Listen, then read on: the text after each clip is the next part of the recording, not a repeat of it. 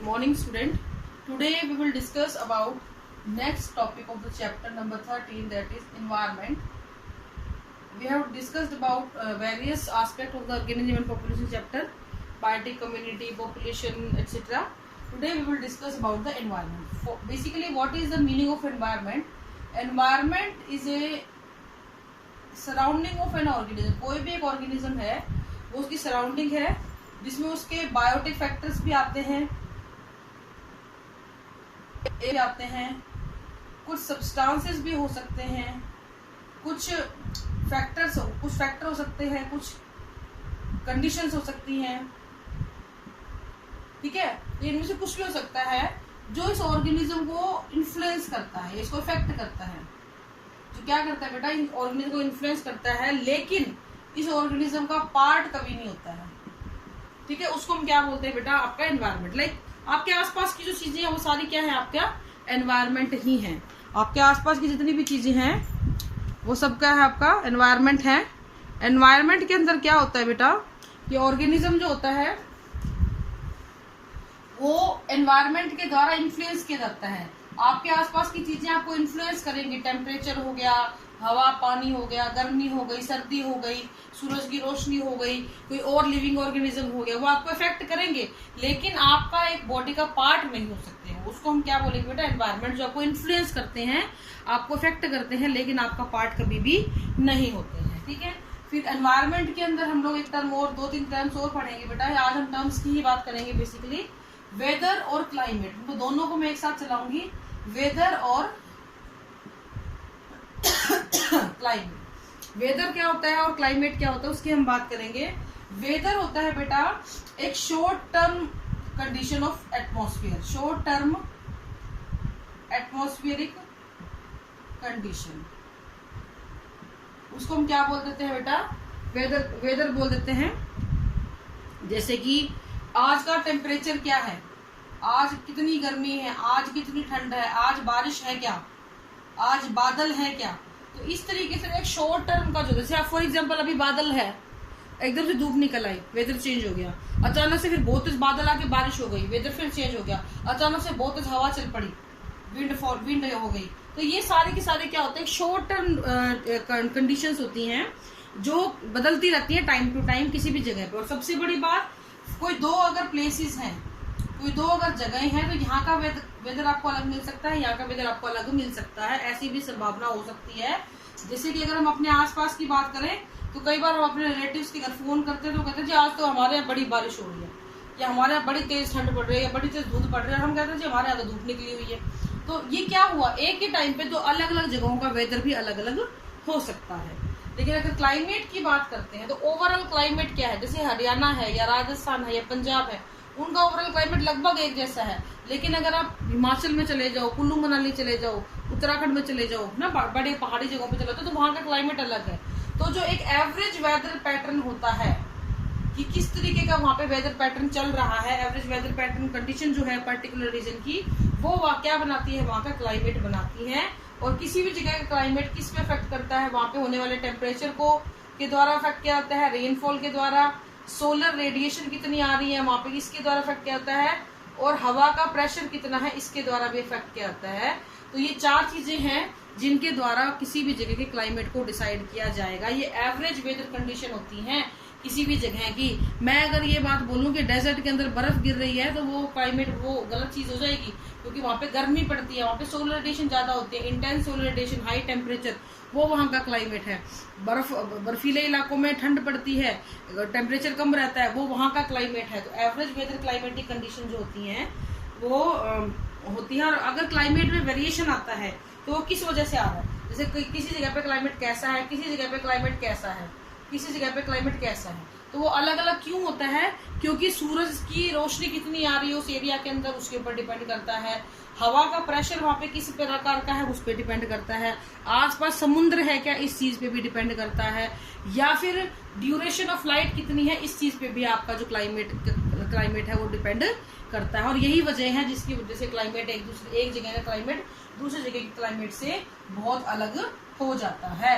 और इन्हीं वजहों के हिसाब से हमने जो है अपने अर्थ को 4 क्लाइमेटिक जोन्स के अंदर बांट दिया है.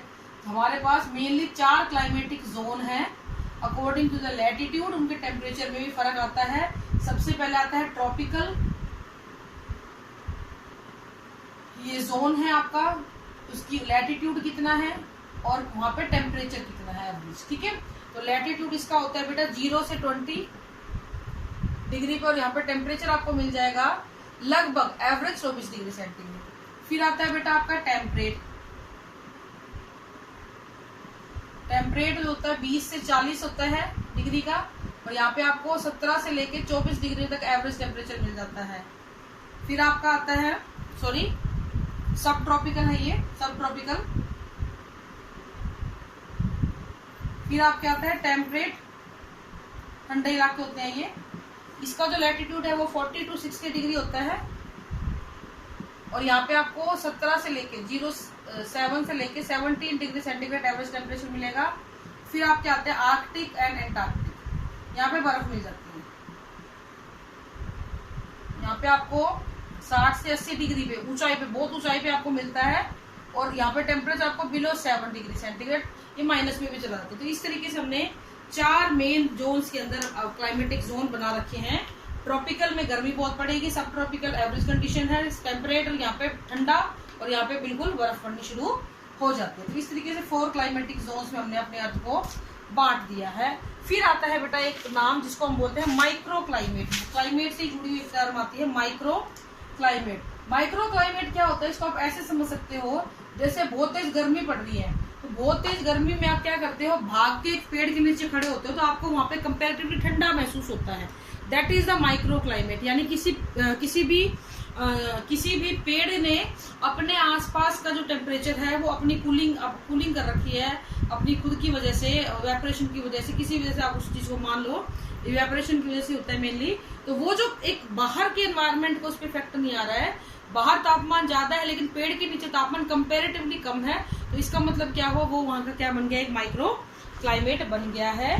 तो इसको हम लोकल, एक स्पेसिफिक एरिया के अंदर जो लोकल क्लाइमेटिक कंडीशन बन गई ना, उसको हम बोलते हैं, बहुत सारे पेड़ है, जितना घना पेड़ होगा उतने ही जो है टेम्परेचर आपको कम मिलेगा, ठीक है। फिर बेटा एक टर्म आती है हैबिटेट। हैबिटेट क्या होती है, ये बड़ी इंपॉर्टेंट चीज है।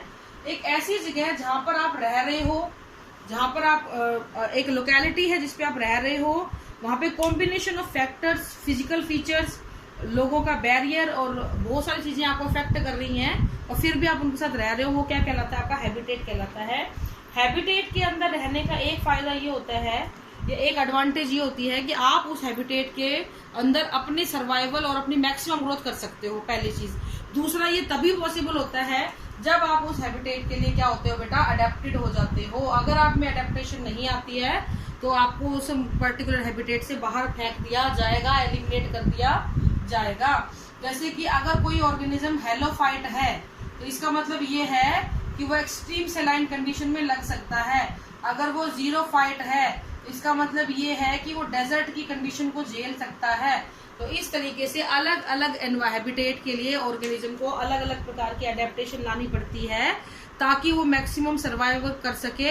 अगर वो अपने आप को चेंज नहीं करेगा, अडेप्ट नहीं करेगा, तो आप ऑर्गेनिज्म को खो देंगे, ठीक है। बहुत सारे एक्सट्रीम एनवायरनमेंट में मिलते हैं, तो बहुत सिंपल चीजें हैं। बॉइलिंग वाटर जो है वो अपने आप में एक हैबिटेट है। परमाफ्रोस्ट कंडीशन है वो अपने आप में एक हैबिटेट है। और इसके अलावा डेजर्ट जो है, एक्सट्रीम स्कॉचिंग डेजर्ट कंडीशन, ये भी अपने आप में एक हैबिटेट है। इसके अलावा रेन सोक्ड मेघालय, ये भी एक हैबिटेट है। और वेरी इंटरेस्टिंगली आपकी जो एक इंटेस्टाइन है वो भी क्या है बेटा, एक हैबिटेट ही है। ह्यूमन की इंटेस्टाइन भी अपने आप में क्या है, एक हैबिटेट ही कहलाती है। तो इसलिए हम कह सकते हैं कि हर ऑर्गेनिज्म का एक हैबिटेट होता है, लेकिन उसके लिए उसको अडेप्ट होना पड़ता है। यहीं पे फिर एक चीज आती है माइक्रो हैबिटेट। माइक्रो क्लाइमेट अलग चीज है, माइक्रो हैबिटेट भी क्या होगा। फॉर एग्जाम्पल आपने अपने घर में एक पेड़ लगाया, उस पेड़ के पत्ते नीचे गिरते हैं, बड़ा सारा पेड़ हो गया, तो उसके नीचे की जो हवा पानी है दैट इज द क्लाइमेट। और उस पेड़ में जहाँ पत्ते गिर रहे हैं वहां नीचे कोई लाइफ बननी शुरू हो जाती है, that is your micro habitat. Okay, अब आती है नेक्स्ट टर्म बेटा, उसको हम बोलते हैं इकोलॉजिकल निश। आप इसको ऐसे समझ सकते हो कि किसी भी हैबिटेट के अंदर, फॉर एग्जाम्पल ये आपका हैबिटेट है, इसमें बहुत सारी स्पीशीज रह रही हैं। हर स्पीशीज की हैबिटेट के अंदर अपनी एक जगह है जहाँ पे वो मैक्सिमम फूड ले रहा है, मैक्सिमम अपना रह रहा है, घूम फिर रहा है, अपने आप को इजीली रख रहा है। That particular place is known as the niche of the species. तो ये ध्यान रखना, जैसे आप अपनी कॉलोनी में एंटर करते हो, हमने बोला आपका एड्रेस क्या है, तो आप बताते हो जी फलानी फलानी जगह पे रहते हैं, ठीक है। आप उस फलानी जगह पे आप पहुंच गए तो क्या आप हमारे घर पहुंच गए? नहीं, आपको घर का एड्रेस भी पता होना चाहिए। आपको ये पता होना चाहिए कि हाँ इस घर का एड्रेस क्या है, नंबर क्या है। तो इसी तरीके से एक हैबिटेट एक जगह होती है, एड्रेस होता है, और इकोलॉजिकल निश क्या होता है, उस पर्टिकुलर स्पीशीज की रहने की फुल रेंज में कहाँ पे वो मैक्सिमम अपने काम कर पा रहा है, उसको हम बोलते हैं इकोलॉजिकल निश।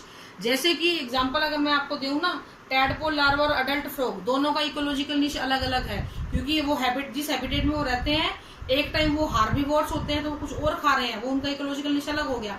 लेकिन जैसे वो अडल्ट में कन्वर्ट होता है वो कार्निवोर्स होते हैं, वो कुछ और खाना शुरू कर देते हैं, तो उनका इकोलॉजिकल निश अलग हो गया। किस बेस पे? उनकी फीडिंग हैबिट के बेस पे। तो इस तरीके से ऑडम ने एक चीज बोली थी कि हैबिटेट को आप एड्रेस बोल सकते हो और निश को आप बोल सकते हो किसी भी ऑर्गेनिज्म का प्रोफेशनल स्पेस। प्रोफेशनल स्पेस का मतलब क्या है कि जब वो मैक्सिमम अपना काम कर रहा है, उस एक चीज ध्यान रखना, एक हैबिटेट के अंदर बहुत सारी स्पीशीज हो सकती हैं, बहुत सारे निश हो सकते हैं, लेकिन एक निश के अंदर दो स्पीशीज कभी भी सरवाइव नहीं करेंगी। एक निश में हमेशा एक ही स्पीशीज होगी।